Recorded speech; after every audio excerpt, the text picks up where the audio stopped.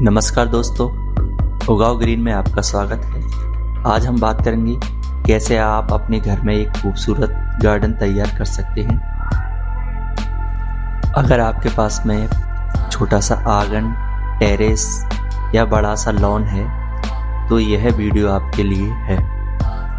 इस वीडियो में हम आपको बताएंगे स्टेप बाय स्टेप कैसे गार्डन तैयार किया जा सकता है, जिससे आप भी अपने घर में लॉन या टेरेस गार्डन में आप भी गार्डनिंग तैयार कर सकते हो। तो चलिए स्टार्ट करते हैं स्टेप बाय स्टेप। इस वीडियो में आप देखेंगे कैसे हमने एक खाली बेकार से प्लॉट को एक स्टनिंग लैंडस्केप गार्डन में बदल दिया है।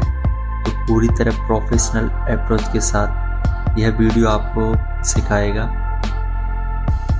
साइट प्लानिंग एंड डिज़ाइन, कैसे गार्डन को डिज़ाइन करें और सही प्रोपोर्शन के साथ। दूसरा site preparation, land levelling, soil testing, gardening technique and hardscaping installation, जैसे कि पेबल्स, पैथवे वगैरह बनाना। प्लांटिंग डिज़ाइन, बॉर्डर प्लांट्स के लिए कौन कौन सा प्लांट होना चाहिए, लैंडस्केप और लॉन ग्रास के लिए कौन सा ग्रास यूज़ करना चाहिए, कारपेट ग्रास या सिलेक्शन बन जो भी, एंड वाटरिंग और उसको मेंटेन कैसे किया जाए। तो चलिए स्टार्ट करते हैं। Let's start. इसमें आप देख सकते हो यह हमारे गार्डन की शुरुआती स्थिति है, एकदम खाली, मैसी और बिना किसी लेआउट के। मिट्टी कहीं पर ऊंची नीची, कहीं पर पानी जमा हो जाता है तो कहीं घास पत्थर, ये सभी इसमें आप देख सकते हो। इसमें से पुरानी घास पत्थर सब हटाने के बाद में हम एक इसी का गार्डन का लेआउट तैयार करेंगे और इसी को डेवलप करके दिखाएंगे स्टेप बाय स्टेप। पहले स्टेप में हमने पूरी साइड को क्लीन किया, सारी पुरानी घास निकाली, जैसे खरपतवार, टूटे हुए पत्थर सभी निकाल दिए। अब बारी है मिट्टी को एक जैसा लेवल करने की। तो आप किसी भी उससे इसको लेवल कर सकते हो, ट्रैक्टर या गार्डनिंग टूल जो आते हैं समतल करने का, तो इसको एक लेवल कर सकते हैं मिट्टी को। और लॉन में खासकर ये देखा जाता है कि बारिश के टाइम पे कहीं पर पानी जमा हो जाता है, तो इसका भी एक डिसएडवांटेज जो रहता है, तो उसको भी ध्यान में रखते हुए एक जैसा लेवल करें, जैसे कि हमने इसमें किया हुआ है एक जैसा लेवल, और ड्रेनेज सिस्टम भी सुचारू रूप से चालू रहे। अब बारी आती है स्केच और डिजाइनिंग की। क्लीन और समतल करने के बाद में एक लेआउट तैयार करें, जिससे कि अपन को मालूम रहे कि कहाँ पर पैथवे होना चाहिए, कहाँ पर कौन कौन से पेड़ लगेंगे, लाइटिंग कौन सी जगह लगेगी। ये एक स्केच प्लान होना चाहिए, जैसे कि हमने इस स्केच में किया हुआ है। देखिए कैसे हमने पूरी चीज़ों को एक स्टेप बाय स्टेप खांचों में बांटा हुआ है, जैसे बीच में कारपेट घास, दोनों साइड में पेड़ पौधे और बीच में जाने के लिए पैथवे। ये सब पहले से प्लान करना होता है, जिससे कि अपना एक परफेक्ट गार्डन तैयार हो सके। अब हमने इसमें ईंटों की मदद से पूरा पैथवे का जो लेआउट है वो तैयार कर लिया है। देखिए कैसे एक सीधी लाइन में ईंटें लगी हुई हैं। एक लाइन में ईंटें लगाने से यह हमें गाइड करेगी कि पाथवे एक बिल्कुल सीधी और बराबर। देखिए पाथवे की चौड़ाई अपने हिसाब से कम ज़्यादा भी कर सकते हैं, वैसे 2 या 2.5 फीट सफिशिएंट रहता है घर के लिए। और बड़े बड़े लॉनों में तो 4 फीट 5 3 फीट, ये इस तरह के डिफरेंट टाइप के लॉन, डिफरेंट का पैथवे का साइज होता है। तो अपने घर के लिए तो 2 फीट का सफिशिएंट है। अब इसी के अंदर हम पावर क्यूब और पेबल्स लगाएंगे, जिससे कि हमारा एक पैथवे तैयार हो सके। मुरम और गिट्टी का बेस तैयार करना। ईंटों के अंदर मुरम और सीमेंट का बेस लेयर बिछाया जा रहा है। यह बहुत ज़रूरी है क्योंकि इसी के ऊपर अपन पेबल्स और स्टोन ब्लॉक्स लगाएंगे। यह सपोर्ट करता है ब्लॉक्स और पेबल्स को, जिससे बारिश में इसके नीचे से ड्रेनेज ऑटोमेटिकली पानी एकत्रित ना हो और निकल जाए।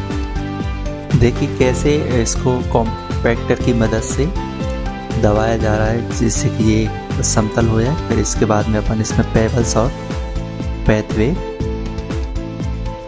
तैयार करेंगे। पावर क्यूब और स्टोन स्लैब लगाना।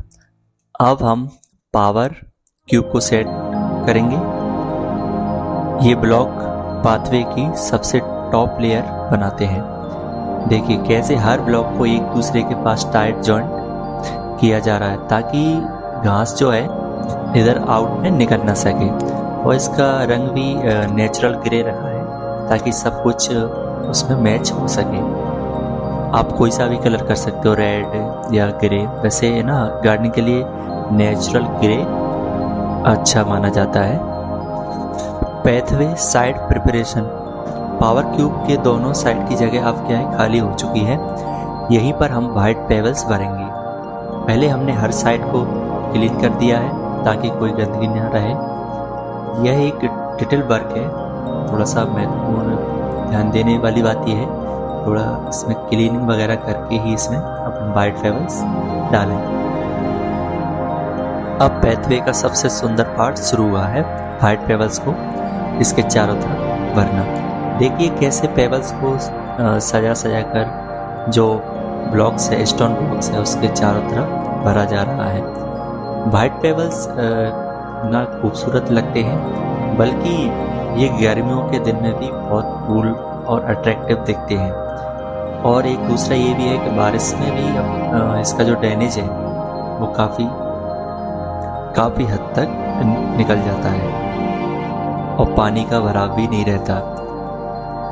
और दूसरा वाइट पेबल्स बारिश में बहुत शाइनिंग और नेचुरल लुक देते हैं इसके। पेबल्स का पूरा काम अब खत्म हो गया है। देखिए कैसा पूरा पाथवे मॉडर्न और एक प्रोफेशनल दिख रहा है।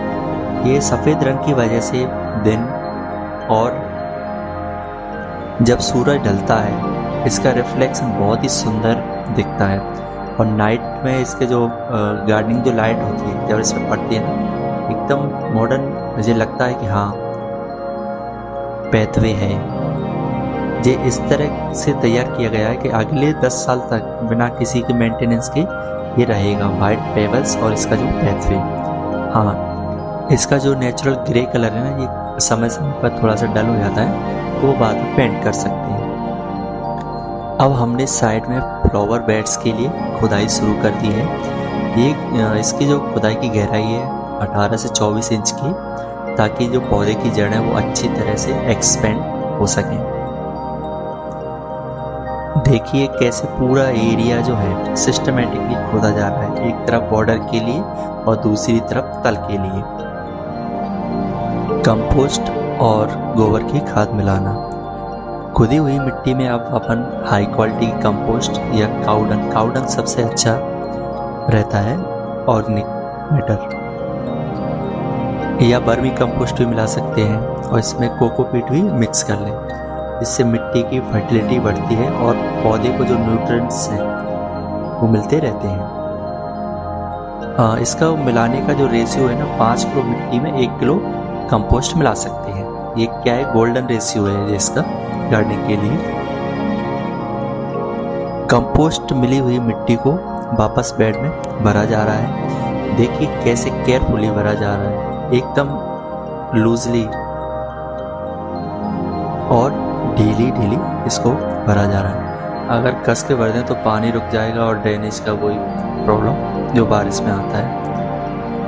और दूसरा इससे क्या है कि जो जड़ें हैं वो भी एक्सपेंड नहीं हो पाती हैं और आखिर में प्लांट डेड हो जाता है। इसलिए ये थोड़ा सा ध्यान रखने वाली बात है कि मिट्टी को हमेशा लूजली ही भरें, एकदम टाइट ना भरें। बॉर्डर में सबसे बड़े पेड़ लगाना, साइप्रस इनको बोलते हैं। ये जो पार्ट है लैंडस्केप का सबसे क्रिएटिव हिस्सा है, जो प्लांटेशन का पार्ट है।